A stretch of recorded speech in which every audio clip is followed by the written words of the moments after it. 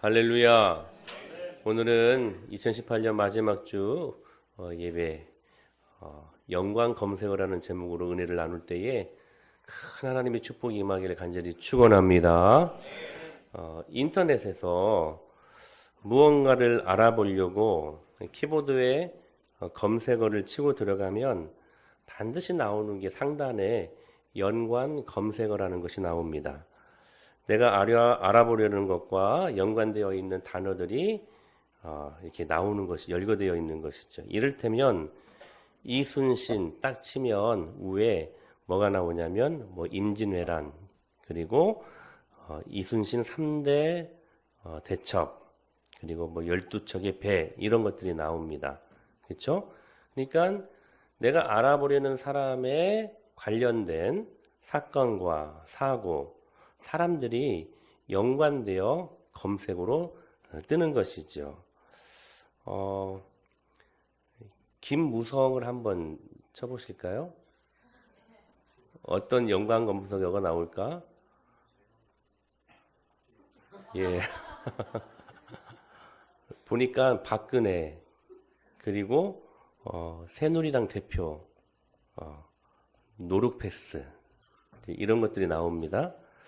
저도 한번 심심해서 제 이름을 한번 넣어봤어요. 한성법. 아무것도 안 나옵니다. 그러니까 그 사람과 연관된 사람과 사건, 사고, 업적 등이 검색되는 것이죠. 이 연관 검색어에. 그래서 이 연관 검색어를 통해 그 사람이 어떻게 살았는지, 그 사람에게 무슨 일이 있었는지, 이 사람의 됨됨이는 무엇인지를 대략 이 연관 검색어를 통하여 우리가 알 수 있게 된다는 것입니다. 여러분, 2018년 한 해를 살면서 여러분의 인생이라는 인터넷 창에 여러분의 이름을 치고 들어가면 어떤 연관 검색어가 나올까요?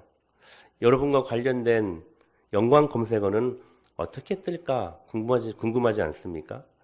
그러니까 그 연관 검색어를 통하여 여러분의 라이프 스타일을 보게 된다는 사실입니다. 방금 장로님이랑 눈이 마주쳤어요.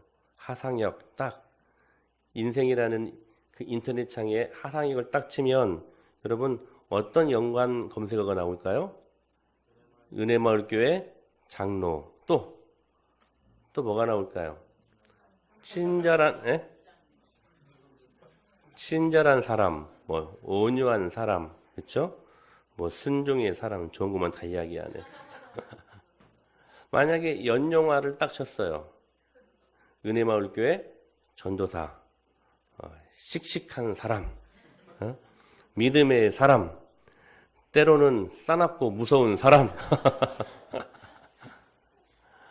오늘 본문에 등장하는 요셉과 관련된 연관 검색어가 굉장히 많이 있는 것 같습니다. 여러분, 요셉 생각하면 어떤 연관 검색어가 생각이 나십니까? 꿈, 그렇죠. 그는 꿈꾸는 자였습니다. 또 애굽의 총리, 꿈, 해몽, 바로의 꿈을 아주 기가 막히게 해몽하잖아요. 그리고 절대로 빠뜨릴 수 없는 한 인물, 보디발 장군, 그리고 그의 아내, 그렇죠? 그리고 그의 아버지 야곱, 그리고 7년 흉년 풍년, 그리고 채색옷, 이런 요셉과 관련된 연관 검색어가 나오게 된다는 것이죠. 그만큼 요셉과 관련된 스토리가 많다는 것을 우리들에게 이 검색어를 통하여서 알 수 있게 해주는 것입니다. 그러나 오늘 본문에 의하면 요셉과 관련된 진짜 연관 검색어가 나옵니다. 오늘 본문에 보면 3가지가 나옵니다. 이게 진짜 요셉을 설명해주는 연관 검색어일 것입니다. 첫째, 그를 말할 때 우리는 형통이라는 연관 검색어를 절대로 빠뜨려서는 안 될 것입니다. 성경은 요셉을 평가하기를 그가 형통의 사람이었다라고 소개하고 있습니다. 2절로 3절에 이렇게 말씀하시죠. 시작. 여호와께서 요셉과 함께 하심으로 그가 형통한 자가 되어 그의 주인 애굽 사람의 집에 있으니 그의 주인이 여호와께서 그와 함께 하심을 보며 또 여호와께서 그의 범사에 형통하게 하심을 보았다. 두 번 연속 반복하면서 그가 어떤 사람이었다? 형통한 사람이었다라고 소개하고 있습니다. 저는 여러분들이 형통한 사람들 될 수 있게 되기를 축복합니다. 그런데 이 형통할 수 있었던 이유가 무엇인가? 2절, 3절에서 이렇게 이야기합니다. 한번 터치. 시작. 여호와께서 요셉과 함께 하심을, 할렐루야. 그리고 여호와께서 그와 함께 하심을 보며라고 이야기하고 있죠. 그가 왜 형통했습니까? 요셉이 하나님이 함께 하셨기에 형통할 수 있었습니다. 사랑하는 여러분, 형통하십시오. 그런데 그 형통은 반드시 하나님이 함께 하실 때에 누릴 수 있는 축복입니다. 여러분, 세상에 썩은 동아줄 잡지 마십시오. 그것은 결국 썩어서 끊어질 것들입니다. 그러나 하나님이 함께 하시면 반드시 형통합니다. 오늘 이 말씀은 오늘 우리에게 살아서 오늘 또 숨쉬는 유효한 말씀인 줄로 믿습니다. 요셉은 형통했습니다. 근데 그 이유가 다른 것이 아니었고 하나님께서 함께 하셨기 때문에 형통할 수 있었다라고 말씀하시는 것이지요. 저는 여러분들이 2018년도의 삶을 잘 점검해 볼 수 있게 되기를 바랍니다.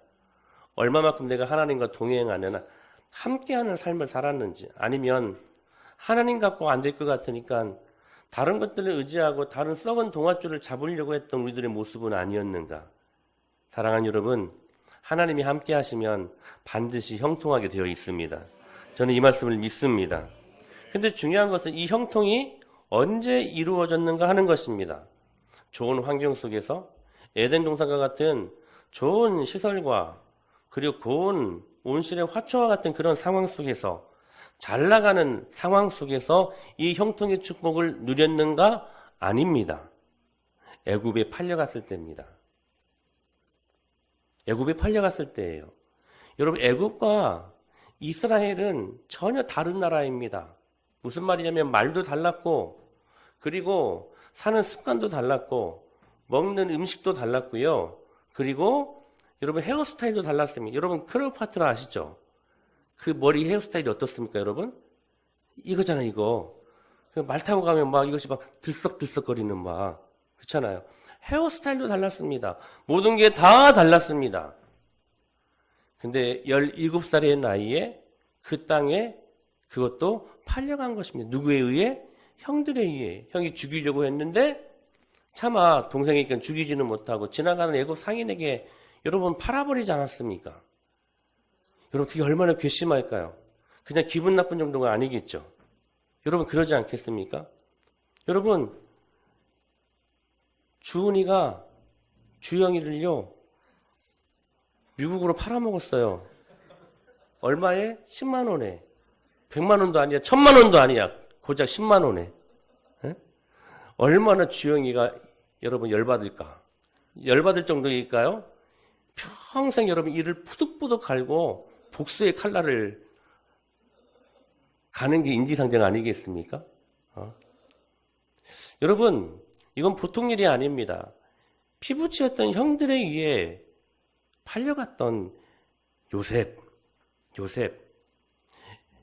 고난의 때에 정말 평생 정말 이를 부득부득 갈며 여러분 원수의 그 칼날을 여러분 지금 갈고도 누가 하나 그냥 잘못했다고 말하지 못할 정도의 아픔을 경험했던 그 고통의 때에 그 고난의 때에 요셉이 형통했다는 것입니다. 할렐루야. 여러분 이것은 우리들에게 아주 중요한 부분들을 말씀하고 있는 말씀인 것입니다. 시편 1편에 이렇게 말씀하시죠. 시작. 그는 시냇가에 심은 나무가 철을 따라 열매를 맺음 그 잎사귀가 마르지 아니함 같으니 그가 하는 모든 일이 다 형통하리로다. 그가 하는 모든 일이 다 형통하리로다. 이 은혜가 임할지어다. 그러면 아멘은 잘해. 근데 중요한 것은 뭐냐면 여러분 이 시냇가에 심은 나무가 중요해요. 이 시냇가에 심은 나무가 여러분 언제 가장 그 진가를 발휘할 수 있습니까? 가뭄이 때입니다. 왜? 그 나무의 뿌리를 시냇가에 두고 있기 때문에.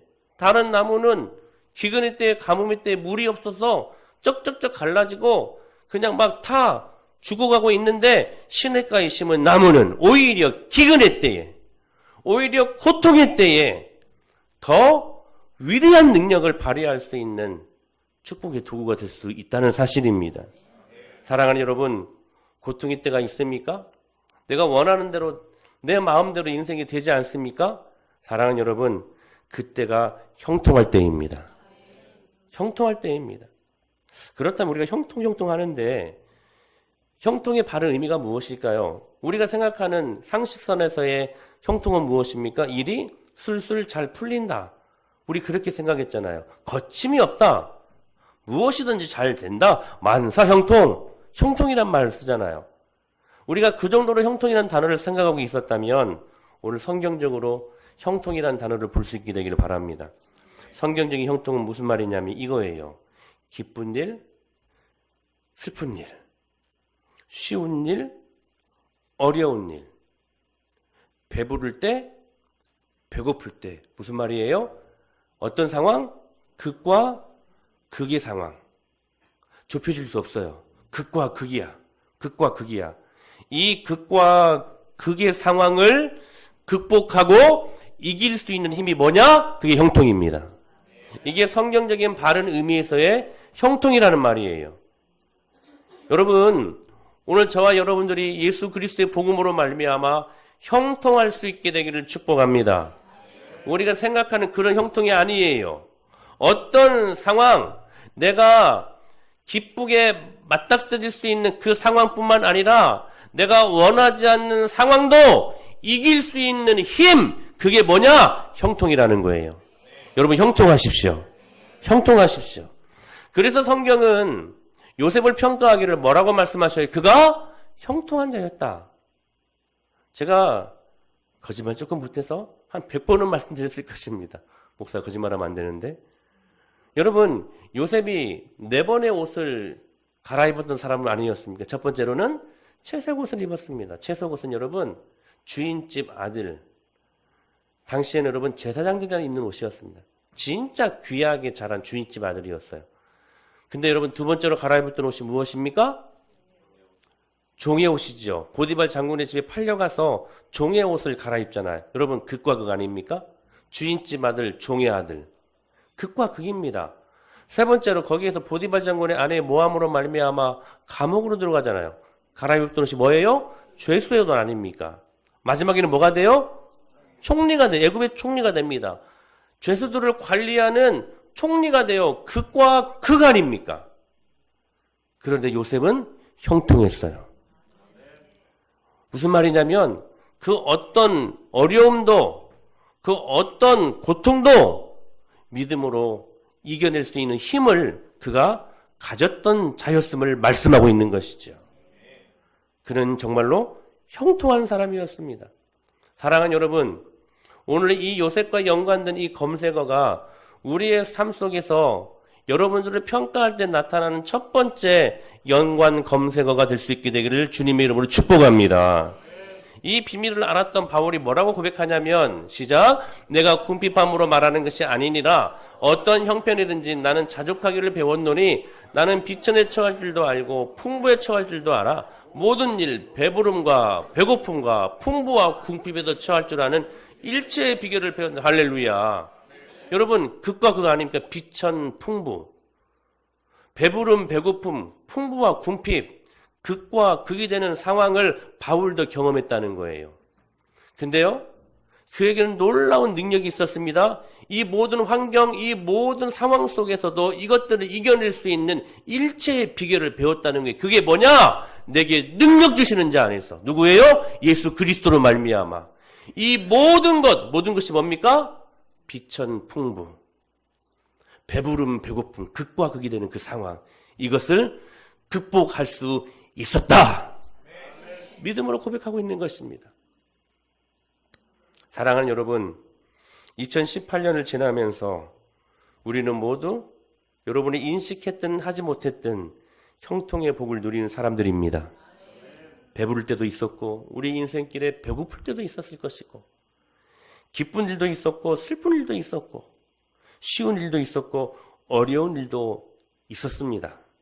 그때마다 모든 상황을 이겨낼 수 있는 힘을 예배를 통하여 말씀을 통하여 공급받을 수 있었으니 여러분 이 자리에 있음이 우리에게 축복인 것을 믿습니다.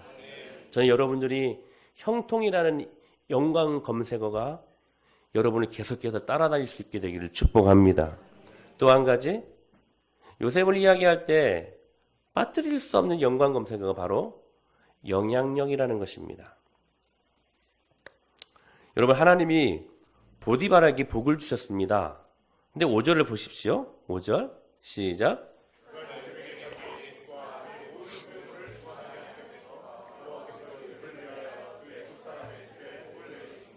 여호와의 복이 그의 집과 밭에 있는 모든 소유에 미친. 여러분 지금 하나님께서 보디발 장군의 집에 복을 주십니다. 근데 복을 주셨는데 어떻게 주셨냐면 그냥 우리나라 성경에서는 복을 내리심으로 하는 말씀인데요. 이걸 히브리어 원문에 가깝게 이 말씀을 번역하면요. 복을 주고 또 주고 부어주고 퍼부어 준다. 이게 복을 내리심으로 하는 말씀의 진정한 의미예요. 그러니까 한마디로 보디발 장군의 집에 하나님께서 엄청난 복을 주셨어요. 여러분 이 엄청난 복을 받고 싶지 않습니까? 할렐루야. 엄청난 복을 주셨어요. 엄청난 복을. 근데 여러분 중요한 게 뭡니까? 이 복을 언제 누구를 위하여 주셨는가 하는 거예요. 언제 주셨습니까? 우리 다시 한번 5절 말씀 시작. 그가 요셉에게 자기의 집과 그의 모든 소유물을 주관하게 한 때부터. 할렐루야. 이 엄청난 복을 보디발 장군이 언제 받았습니까? 요셉이 보디발 장군의 집에 가정총무로 일하게 된 때부터. 그때 이 복이 임한 거예요. 쉽게 말하면 그 전까지는 이 복이 없었어요. 그 전에는 이 복을 상상도 못했어요. 그런데 요셉이 가정총무로 보디발 장군의 집에 일하게 된 때부터 이 복이 임했다는 사실이에요. 사랑하는 여러분, 저와 여러분들이 그리스도의 몸되신 교회를 위하여 헌신하고 그리스도의 몸된 교회를 위하여 여러분 충성을 다짐하게 된 때부터 이 하나님의 축복이 임하게 될 것을 믿습니다. 믿습니다. 이 복이 임한 거예요. 근데 중요한 것은 뭐냐면 누구를 위하여 이 복을 주셨느냐 하는 것입니다. 복은 보디발 장군의 집에 임했습니다. 근데 이 복을 누구를 위하여 주셨냐면 여호와께서 요셉을 위하여.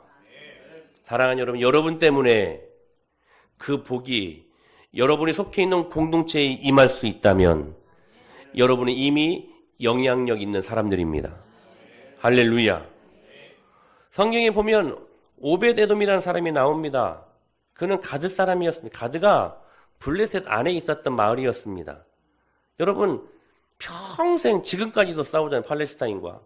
이스라엘의 여러분 적진이 어디입니까? 블레셋 아닙니까? 그 블레셋 사람이었습니다. 하나님의 복과 상관이 없었어요. 하나님의 약속과 상관없는 사람이 오벳에돔이었어요. 블레셋 사람이었어요. 그런데 그가 아주 위대한 일 한 가지를 합니다. 바로 우사 사건으로 말미암아 언약궤를 받아들입니다. 여러분 우사 사건을 잘 아시죠? 하나님의 언약궤를 이 다윗이 이 예루살렘으로 지금 옮겨가기를 원하는데 그것을 어깨에 매지 않고 소 달구지에 실었습니다. 소가 막 가다가 큰 돌뿌리를 받는지 덜커덕덜커덕 거립니다. 언약궤가 막 떨어지려고 합니다. 여러분 갑자기 여기 지금 지진이 일어났습니다. 이 강대상이 떨면서 막 떨어지려고 합니다. 그러면 주인이 어떻게 해야 돼? 잡아도 돼, 지금은. 이게 떨어지려고 그래, 주영아. 어떻게 해야 돼? 그냥 가만히 보고, 자, 준하기, 어떻게 해야 돼요? 아니, 잡아도 돼, 이건. 근데 언약궤가 떨어지려고 하니까 여러분, 아이와 우스나가 여러분, 그거 잡아야지. 잡습니다. 그런데 죽었습니다. 왜 죽었습니까? 언약궤는 손으로 댈 수 없는 것이었기 때문에. 처음부터 출발이 잘못된 거예요. 의도는 좋았지만 방향이 잘못된 거예요. 그 무서운 사건으로 말미암아 하나님의 언약궤가 갑자기 순간 계륵이 되어버렸습니다. 여러분 계륵이 뭡니까? 닭갈비. 근데 우리가 보는 닭갈비는 그 닭갈비 아닌 것 같아요. 진짜 닭갈비를 보면 여러분 이거 먹자니 먹잘 것이 없고 안 먹자니 아깝고 정말 계륵 아닙니까? 천하의 하나님 말씀이 계륵으로 전락해버립니다. 너무 무서워가지고요 다윗이 그거 놓고 가버려요. 그때 이 언약궤를 누가 모셔드리냐면 오벳 에돔이라는 사람이 모셔드립니다. 근데요, 신기한 일이 벌어졌습니다. 시작. 여호와의 궤가 가드 사람 오벳 에돔의 집에 석 달을 있었는데 여호와께서 오벳 에돔과 그의 온 집에 복을 주신, 여기 복을 주셨다는 말씀이 똑같은 말이에요. 복을 주고 또 주고 부어주고 퍼부어주었다, 이 말이에요. 오벳 에돔이 언약궤를 모셔드린 후에 그 자신뿐만 아니라 그를 통하여 그의 온 집에 복이 임한 거예요. 복이 임한 거예요. 근데 여러분, 이 11절에 아주 재미있는 말씀이 나옵니다. 석 달을 있었대요, 이 언약궤가. 무슨 말씀이에요, 여러분? 석 달 전에는 정말로 하나님의 약속과 상관없는 오벳 에돔이었습니다. 근데 언약궤를 모셔드린 석 달 후에는 그와 그의 온 집안이 이 하나님의 복의 영향권 안에 들어오게 되었다는 사실입니다. 사랑하는 여러분, 오늘 이 은혜를 여러분들이 경험할 수 있게 되기를 축원합니다. 여러분, 진짜 아멘 해야 돼요. 여러분, 하나님의 말씀은요, 살아있습니다. 여러분, 아멘의 포인트를 잘 맞춰야 돼요. 이 강단에서 여러분 선포되는 하나님의 말씀은 여러분 살아있습니다. 여러분, 이 강단에서 여러분 선포되는 말씀은 하나님 말씀입니다. 하나님의 말씀이 선포될 때 여러분 딴 생각하지 마세요. 은혜로 받으세요. 이 말씀을 내가 믿습니다. 그 말씀 내게로 그대로 이루어지기를 내가 바랍니다 하고 믿음으로 아멘하면 이 아멘이요, 그 말씀을 실제로 살아 운동하는, 역사하는 말씀을 내 생애 가운데 이루어 주신다는 거예요. 그게 하나님의 말씀이 점점 왕성하여진다라는 말씀의 올바른 표현 아니겠습니까? 여러분, 아멘 제대로 하십시오. 진짜 믿음으로 그 말씀 앞에 아멘 하면 그 말씀이 내게 됩니다. 내게 이루어집니다. 여러분, 석 달 전에는요, 진짜 보잘것없는 볼품없었던 하나님의 약속과 상관없는 오벳 에돔이었습니다. 그런데 석 달 후에는 언제요? 하나님의 언약궤를 모셔드린 석 달 후에는 하나님의 영향권 안에 들어있는, 하나님의 축복의 영향권 안에 들어있는 복인이 되고 말았다는 사실입니다. 석 달 전에는 복과 상관없는 사람이었다니까요. 그런데 이 언약궤를 모셔드린 석 달 후에는 엄청난 복을 받게 되었다. 누구 때문에? 오벳 에돔 때문에. 사랑하는 여러분, 보디발 장군이 엄청난 복을 받았습니다. 누구 때문에요? 요셉 때문에. 영향력입니다. 영향력이에요. 그들은 복음으로 영향력을 끼치는 사람이었어요. 야베스가 이렇게 기도합니다. 시작. 야베스가 이스라엘 하나님께 아뢰어 이르되 주께서 내게 복을 주시려거든 나의 지역을 넓히시고 주의 손으로 나를 도우사 나로 환난을 벗어나 근심이 없게 하옵소서 하였더니 하나님이 그가 구하는 것을, 옛날 개역 개정성에서 이렇게 말씀하십니다. 야베스가 이스라엘 하나님께 아뢰어 이르되 주께서 내게 복의 복을 더하시고 나의 지경을 넓히시고 나를 주의 손으로 도우사 환난을 벗어나 근심이 없게 하여 주시옵소서. 그렇게 구하였더니 하나님이 다 허락하셨더라. 여러분, 복에 복을 더하신다. 야베스가 여러분 어떤 복을 구합니까? 엄청난 복을 구하지 않습니까? 그런데 하나님이 그 구하는 것을 허락하셨어요. 허락하셨어요. 왜 그랬을까요? 그 다음 기도 제목이 중요했기 때문에 그렇습니다.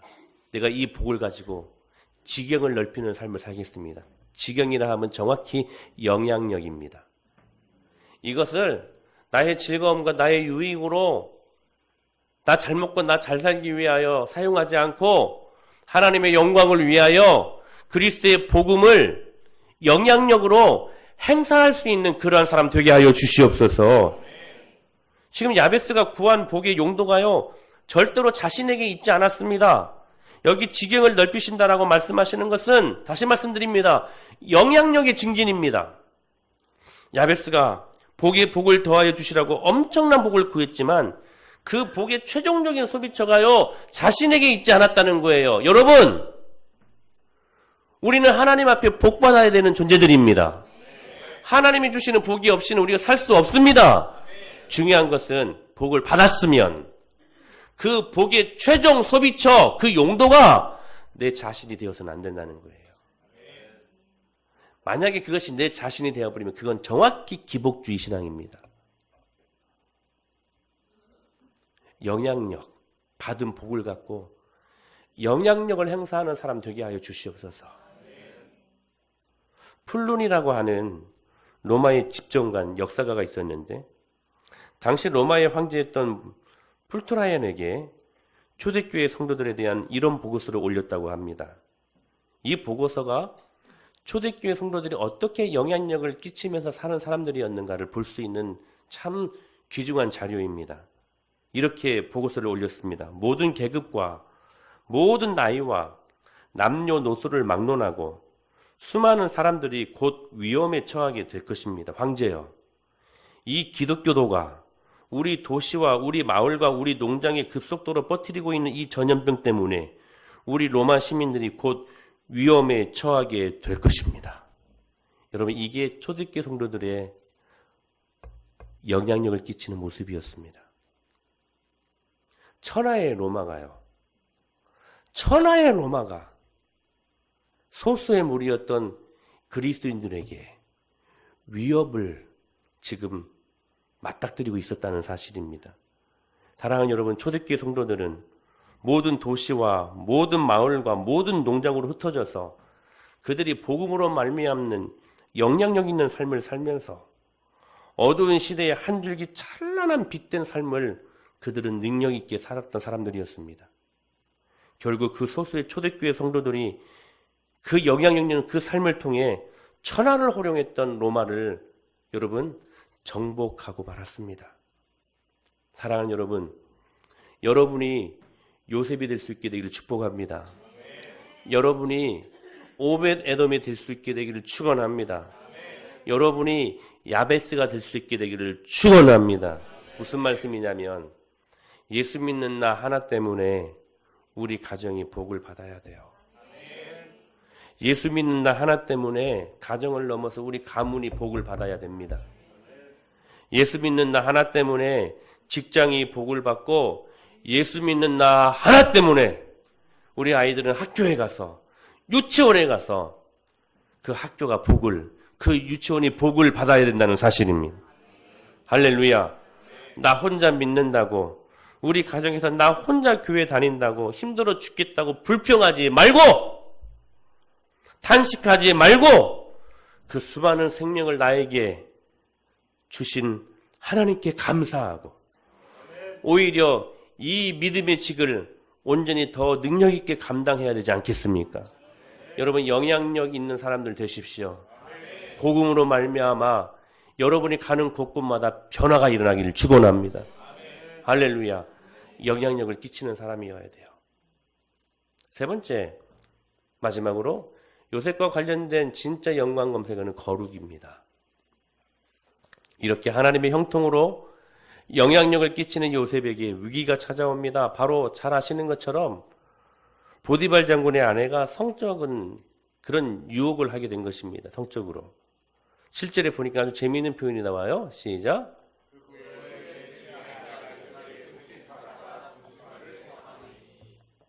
제가요, 작년까지 우리 주영이를 보면 항상 이렇게 잉크를 했어요. 그러면 얘는 뭣도 모르고 저한테 또 잉크를 해줬어요.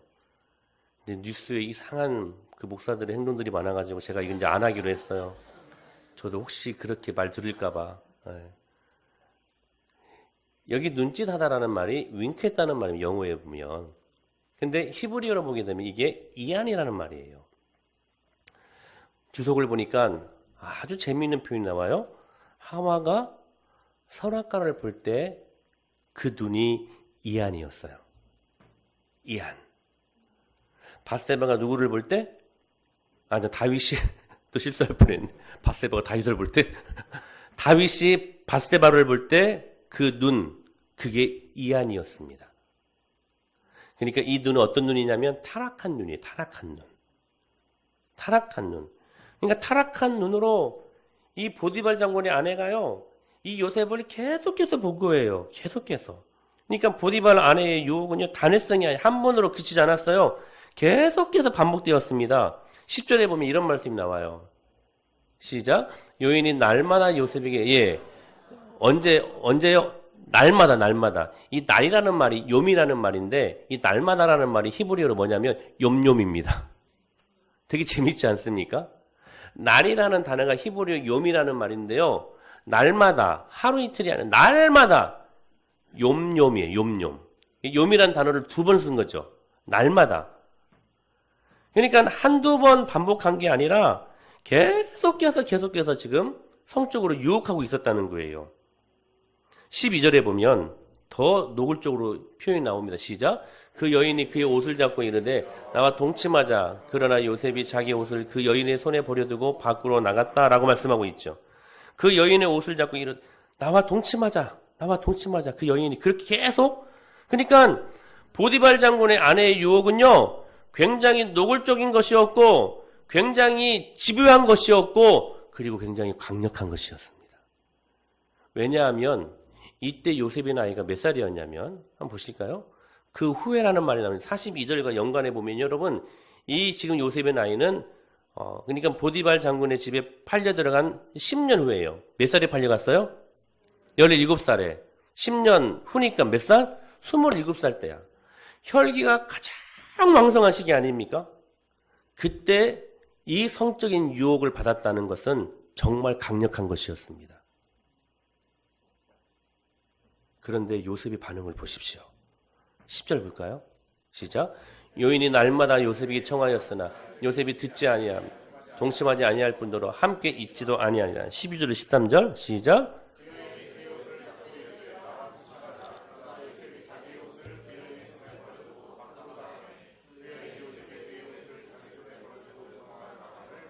유혹을 받았을 때 요셉이 선택한 방법은 그 자리를 떠나는 것이었습니다.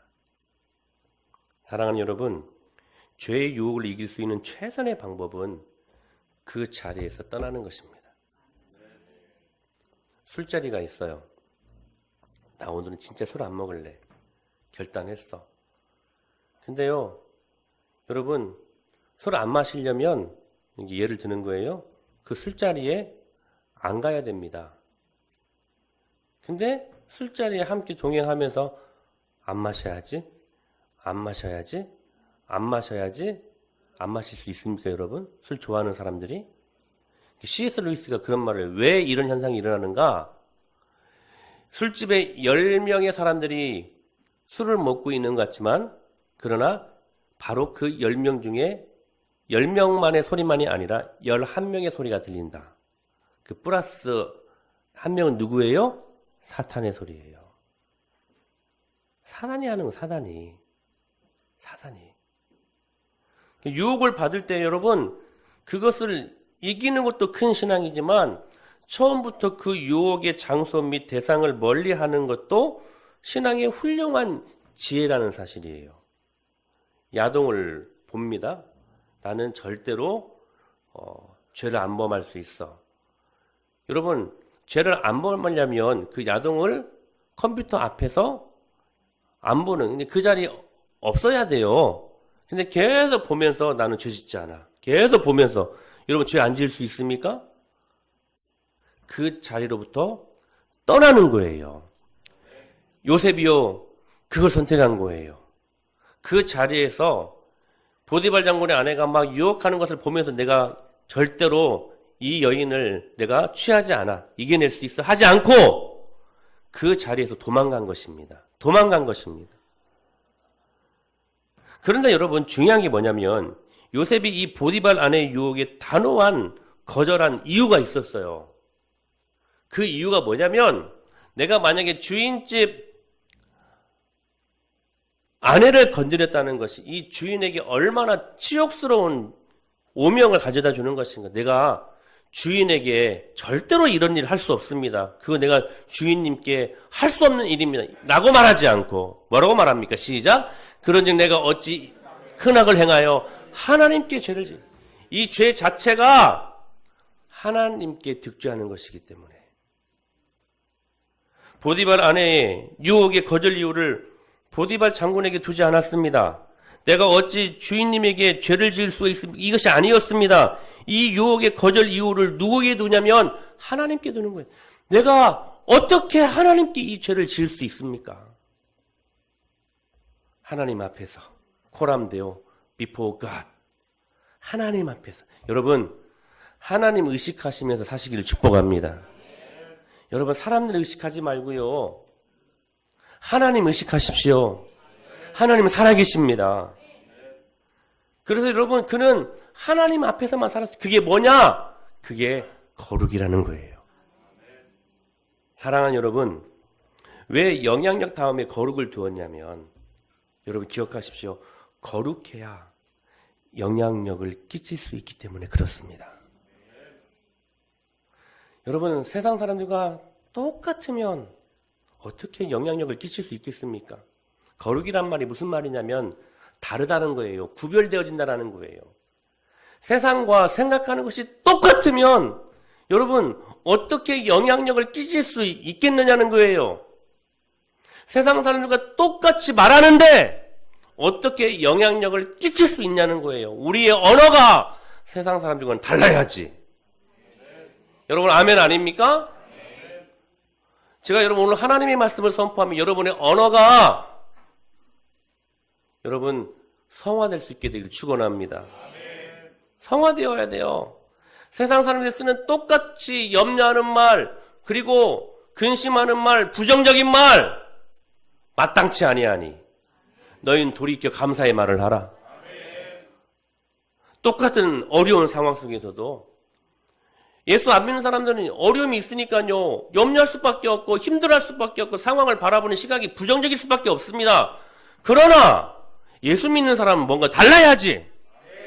그렇지 않습니까 여러분? 같이 부정적이고 같이 염려하고 같이 근심하고 뭐가 달라요? 뭐가 달라? 영향력을 끼치기 위해서는 반드시 여러분 거룩해야 돼요. 여러분의 생각이 달라야 됩니다. 가치관이 달라야 돼요. 여러분의 언어가요 달라야 돼요. 여러분의 행동이 달라야 돼요. 달라야 돼요. 그러므로 거룩해야 영향력을 끼칠 수 있는 것입니다. 사도행전 11장 26절에 보면요. 안디옥에서 처음으로 그리스도인이라는 호칭을 받습니다. 그런데 사실 이 그리스도인이라는 말이요. 결코 그리 막 호의적인 말이 아니었습니다. 우리 옛날 초대교회 보면 예수 믿는 사람들을 뭐라고 불렀습니까? 예수쟁이라고 부르는 굉장히 비하하는 말이거든요. 이 쟁이라는 말이. 그러니까 이 칭호의 이면에는 기독교인들을 비웃는 그런 뜻이 담겨져 있었던 호칭이 그리스도인이라는 단어였어요. 무슨 말이냐면 아이고 기껏해야 사형수를 따르는 무리들이 실컷해야 사형수의 제자들인 주제에 지까지 것들이 뭘 해? 이 말이 그리스도인이란 말입니다. 예수쟁이 이런 말이었어요. 그런 배경 속에서 그들이 비하하는 그 배경 속에서 이 그리스도인 이름이 시작되어졌다는 것이죠. 그러나 여러분 그렇게 부르든 말든 그들은 거룩했습니다. 비록 소수의 무리들이었지만 사람들의 비웃음 속에서도 산상설교에 근거한 의의 삶을 살았고 거룩한 삶을 살았고 그렇게 교회가 거룩해지고 나니까 그들을 칭찬하기 시작합니다. 근데 어느 순간에요 그 칭찬을 넘어섭니다. 그리고 그 교회를 초대교회 성도들을 이제는 칭송하기 시작합니다.